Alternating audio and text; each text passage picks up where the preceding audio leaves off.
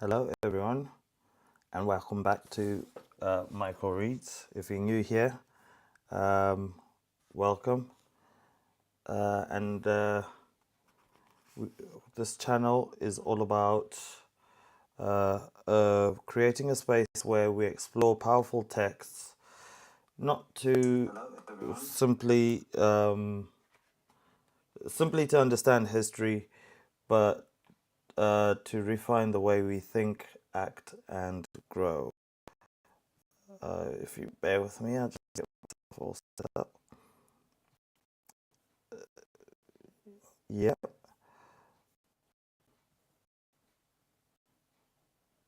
The intention has always been deeper than information. It has been about transformation. So, in our previous chapter, we examined self control. We discussed composure, not as emotional coldness, but as disciplined awareness. The samurai was not admired because he lacked feeling, but because feeling did not rule him. His reactions were measured, his speech was deliberate, and his conduct reflected internal governance rather than impulse. That chapter reminded us that the most modern battles are internal. We negotiate with distraction, with pride, impatience, and with our ego. So, being a master begins the moment we recognize that control over the self determines influence over circumstances. So, today we enter chapter 12, and because of its weight, we will approach it in two parts.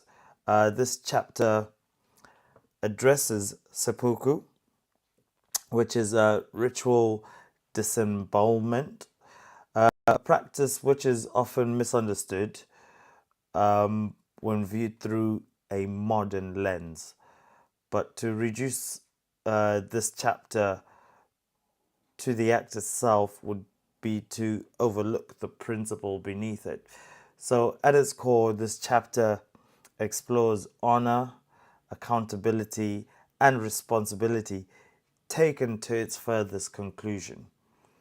So, in the samurai code, reputation was not protected through any explanation, it was preserved through integrity. Failure was not managed by any narrative, it was answered with ownership. The individual stood alone before his actions. And while we live in a different age where such are expected nor acceptable, the philosophical question remains intensely relevant. How deeply do we accept responsibility for our decisions? Are we 100% accountable for the outcome of the decisions that we made? So, when mistakes occur, do we instinctively defend ourselves? When the outcomes disappoint, do we search for shared blame? Or when harm results from our leadership, do we soften the truth? Or are we capable of saying clearly and without hesitation, the responsibility is mine? This chapter invites us to into a mindset where our honor outweighs comfort and accountability is not negotiated. So, as we read today, I encourage you, please, to listen beyond the surface. Listen for the moral structure, listen for the discipline behind the action, and listen for the weight of a culture where responsibility was inseparable from identity. And if this series continues to bring value to you, I genuinely appreciate your support through a like. If you could share it or subscribe to the channel. It strengthens this community and it allows these conversations to continue. Now, with that brief introduction, let us begin chapter 12 of Bushido, the institutions of suicide and redress. So grab yourself a drink, sit back, and let's get into the chapter.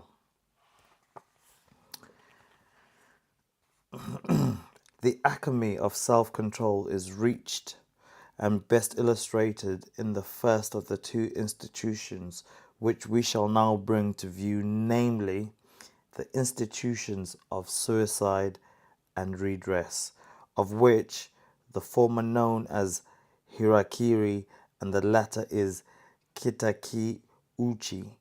Many foreign writers have treated more or less fully.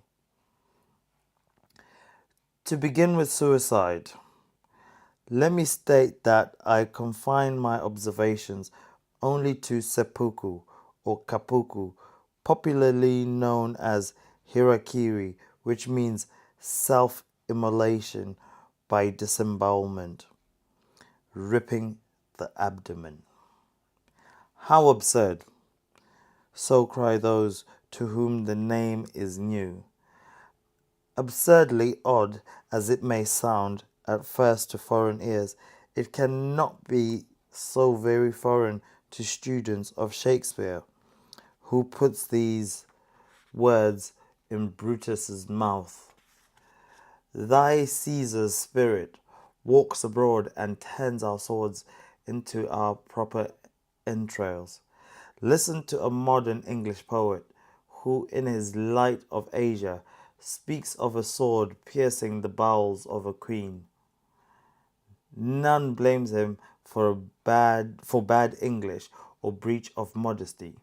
Or, to take still another example, look at Guercino's painting of Cato's death in the Palazzo Rosa in Genoa. Whoever has read the swan song which Addison makes Cato sing will not jeer at the sword half buried in his abdomen. In our minds, this mode of death is associated with instances of noblest deeds and of most touching pathos, so that nothing repugnant, much less ludicrous, mars our conception of it. So wonderful is the transforming power of virtue, of greatness, of tenderness, that the vilest form of death assumes a sublimity and becomes a symbol of new life, or else the sign which Constantine beheld would not conquer the world. Not for extraneous associations only does seppuku lose in our mind any taint of absurdity, for the choice of this particular part of the body to operate upon was based on an old anatomical belief as to the seat of the soul and of the affections. When Moses wrote of Joseph's bowels yearning upon his brother, or David prayed the Lord not to forget his bowels, or when Isaiah, Jeremiah, and other inspired men of old spoke of the sounding or the troubling of bowels, they all and each endorsed the belief prevalent among the Japanese that in the abdomen was enshrined the soul. The Semites habitually spoke of the liver and kidneys and surrounding fat as the seat of emotion and of life. The term hara was more comprehensive than the Greek phren or thumos, and the Japanese and Hellenese alike thought the spirit of man to dwell somewhere in that region. Such a notion is by no means confined to the peoples of antiquity. The French, in spite of the theory propounded by one of their most distinguished philosophers, Descartes, that the soul is located in the pineal gland, still insist in using the term venter in a sense which, if anatomically too vague, is nevertheless physiologically significant. Similarly, entrails stand in their language for affection and compassion. Nor is such belief mere superstitious, being more scientific than the general idea of making the heart the center of the feelings. Without asking a friar, the Japanese knew better than Romeo in what vile part of this anatomy one's name did lodge. Modern neurologists speak of the abdominal and pelvic brains, denoting thereby sympathetic nerve centers in those parts which are strongly affected by any physical action. This view of mental physio- uh, physiology once admitted the syllogism of seppuku is easy to construct. I will open the seat of my soul and show you how it fares with it. See for yourself whether it is polluted or clean. I do not wish to be understood as asserting religious or even moral justification of suicide, but the high estimate placed upon honor was ample excuse with many for taking one's own life. How many acquiesced in the sentiment expressed by Garth? When the honour's lost, 'tis a relief to die. Death's but a sure retreat from infamy, and have smilingly surrendered their souls to oblivion. Death, when honour was involved, was accepted in Bushido as a key to the solution of many complex problems, so that to an ambitious samurai, a natural departure from life seemed a rather tame affair, and a consummation not devoutly to be wished for. I dare say many good Christians, if only they are honest enough, will confess the fascination of, if not positive admiration for, the sublime composure with which Cato, Brutus, Petronius, and a host of other ancient worthies terminated their own earthly existence. Is it too bold to hint that the death of the first of the philosophers was partly suicidal? When we are told so minutely by his pupils how their master willingly submitted to the mandate of the state, which he knew was morally mistaken in spite of the possibilities of escape, and how he took up the cup of hemlock in his own land, even offering libation from its deadly contents, do we not discern in the whole proceeding and demeanour an act of self-immolation? No physical compulsion here, as in ordinary cases of execution. True, the verdict of the judges was compulsory. It said, "Thou shalt die, and that by thy own hand." If suicide meant no more than dying by one's own hand, Socrates was a clear case of suicide. But nobody would charge him with the crime. Plato was averse to it, would not call his master a suicide. Now, my readers will understand that seppuku was not a mere suicidal process. It was an institution, legal and ceremonial. An invention of the Middle Ages, it was a process by which warriors could expiate their crimes, apologize for errors, escape the disgrace, redeem their friends, or prove their sincerity. When enforced as a legal punishment, it was practiced with due ceremony. It was a refinement of self destruction, and none could perform it without the utmost coolness of temper and composure of demeanour, and for those reasons it was particularly befitting the profession of Bushi. Antiquarian curiosity, if nothing else, would tempt me to give here a description of this obsolete ceremonial, but seeing that such a description was made by a far abler writer whose book is not much read nowadays, I am tempted to make a somewhat lengthy quotation. Mitford, in his Tales of Japan, after giving a translation of a treatise to seppuku from a rare Japanese manuscript, goes on to describe an instance of such an execution of which he was an eyewitness. We, 7 foreign representatives, were invited to follow the Japanese witness into the hondo, or main hall of the temple where the ceremony was to be performed. It was an imposing scene, a large hall with a high roof supported by dark pillars of wood. From the ceiling hung a profusion of those huge gilt lamps and ornaments peculiar to Buddhist temples. In front of the high altar, where the floor, covered with beautiful white mats, is raised some 3 or 4 inches from the ground, was laid a rug of scarlet felt.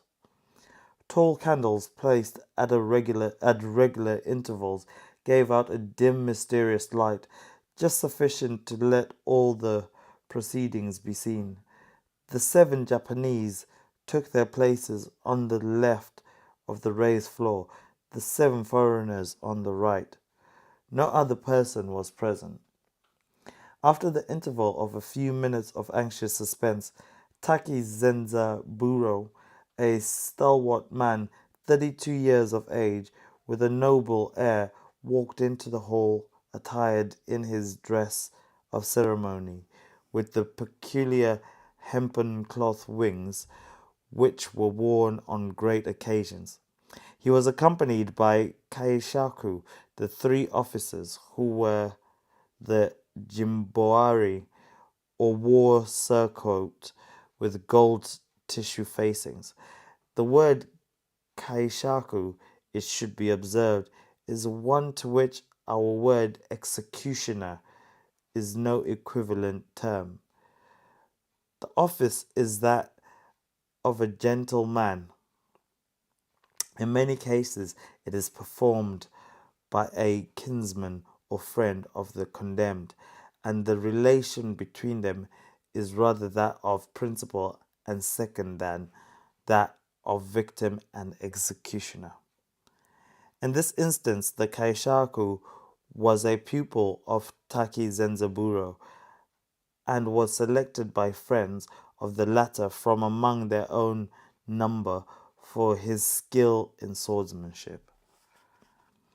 With the Kaishaku on his left, Taki Zanzaburo advanced slowly towards the Japanese witnesses, and the 2 bowed before them. Then, drawing near to the foreigners, they saluted us in the same way, perhaps even with more deference.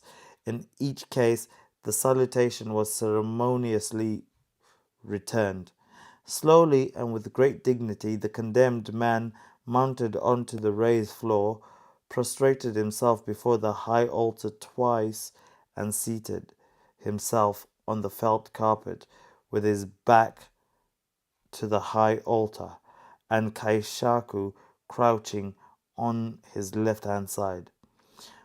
One of the 3 attendant officers then came forward, bearing a stand of the kind used in the temple for offerings, on which, wrapped in paper, lay the wakizashi, the short sword or dirk of the Japanese, 9 inches and a half in length, with a point and an edge as sharp as a razor's.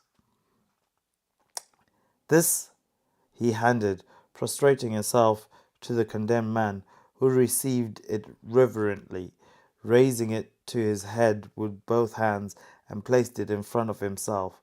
After another profound obeisance,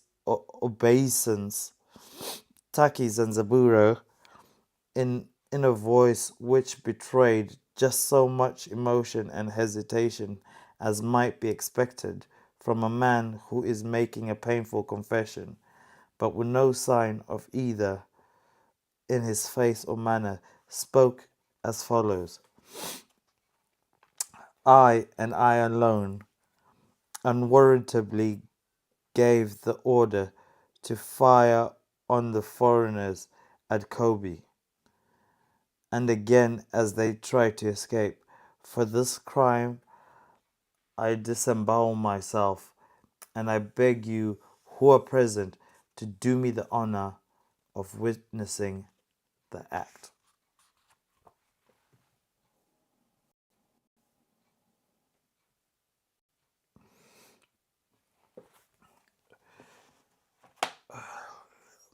Excuse me.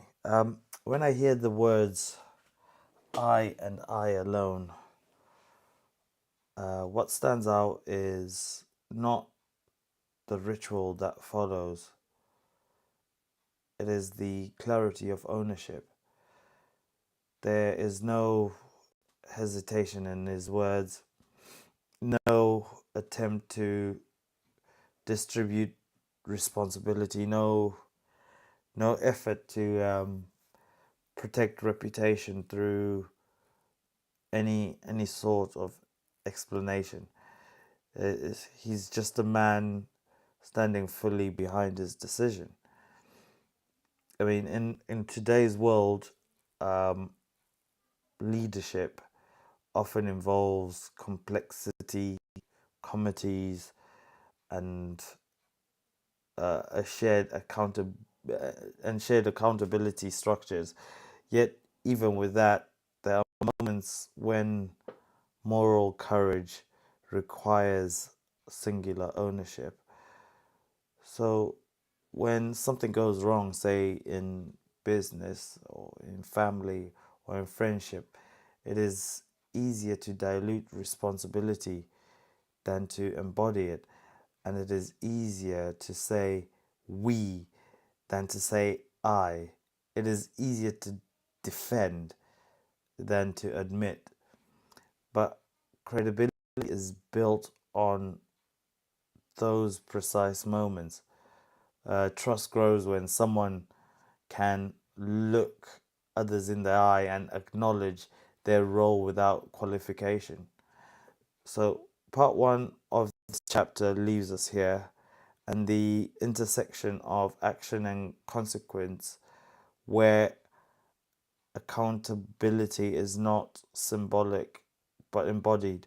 So, in part two, we will continue deeper into what this philosophy reveals about character, honor, and internal architecture required to live with that level of integrity and what it means for us in modern life.